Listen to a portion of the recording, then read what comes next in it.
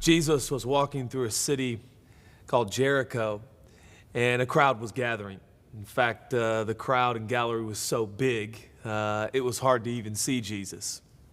Within the crowd, there was a man named Zacchaeus.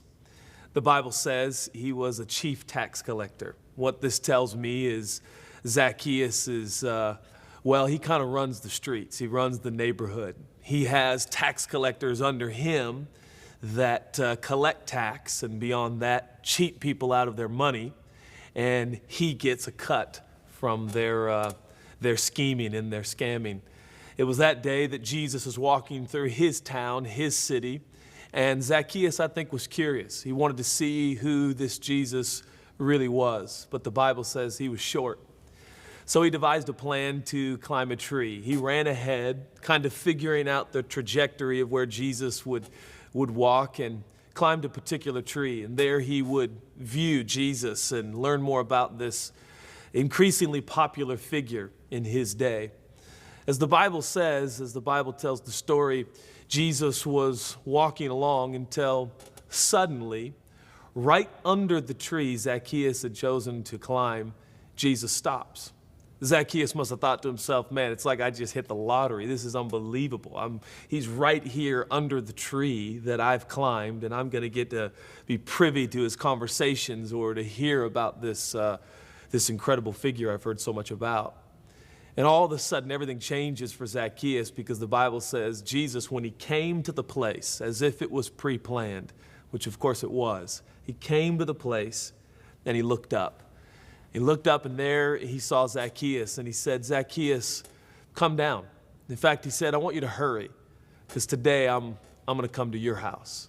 Well, for Jesus to go to Zacchaeus' house it was unheard of. The crowd, the gallery that had gathered that day must have just been completely shocked to hear Jesus say that he was going to share a meal with such a crook, such a thug, such a cheat.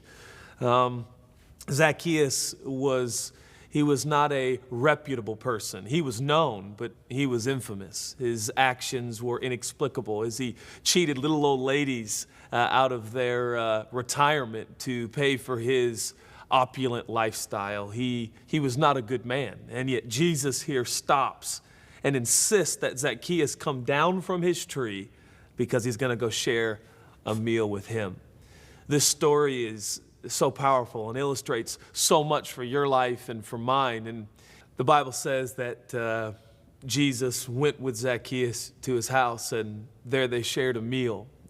In my mind, I can see Zacchaeus inviting his employees, inviting his co-workers, his minions who work underneath him and cheat people, the Jews, out of their money as well. And I think it was a day where Zacchaeus must have been pretty proud of the fact that the leading candidate for Messiah is now sharing a meal with him in his home.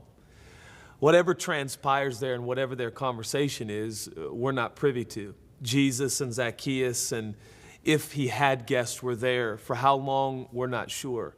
But at some point in the dinner and in the conversation, Zacchaeus is so overcome, he's so overwhelmed by Jesus that, he does the unthinkable.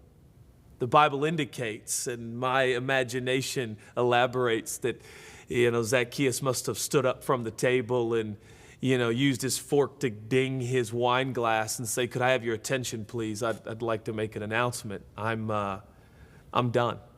I'm out. I'm not doing this anymore. That's a crazy statement. And then he says, look, if I've cheated anybody, I'm gonna repay multiple times what I've taken. I'm gonna repay to all those that I've cheated. That would have been a lot of people. This was Zacchaeus' only way of life. This is all he ever knew. This is how he made a living. This is how he supplied for those in his world and in his family. And yet, just one dinner with Jesus caused Zacchaeus to trade everything in. One conversation, one meal. Jesus is that amazing, that spectacular.